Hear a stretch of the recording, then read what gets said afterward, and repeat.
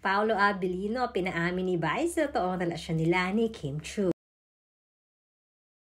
Matagal na ring usap-usapan sa mundo ng social media ang moving pagsasamahan muli ni Kim Chiu at Paolo Abilino na may title na Love Will Make You Disappear.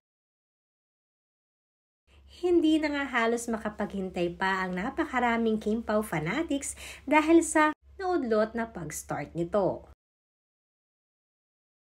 Subalit kamakailan lamang ay nagbigay ng excitement sa mga Kim Pao fanatics sina Kim Chiu at Paolo Abilino.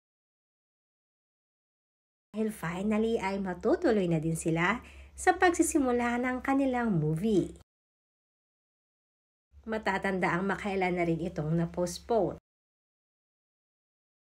Makikita nga sa picture na na-share ni Kim Chiu sa kanyang social media account na mukhang nag-meeting na ang mga staff and crew, ganun na rin ang kanilang direktor na si Chad Vidanes. Sinasabing ito ay isa sa mga preparasyon, lalo-lalo na sa kanilang script reading. Kaya naman maging ang mga kasamahan na Kim sa Showtime ay kanya-kanya ng pag-aasar ng malamang tuloy na ang movie.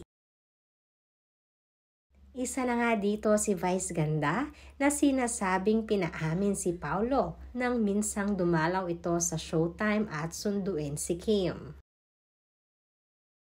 Ayon pa sa aming source na isa sa naging asaran nila sa Showtime ay ang madalas na pagkakapedi umano ni Kim at Paolo. Na dito nga nag-uumpisa ang isang magandang relasyon para sa kanilang dalawa. Maging si Paolo ay natawa na lang di umano sa birong ito ni Vice Ganda.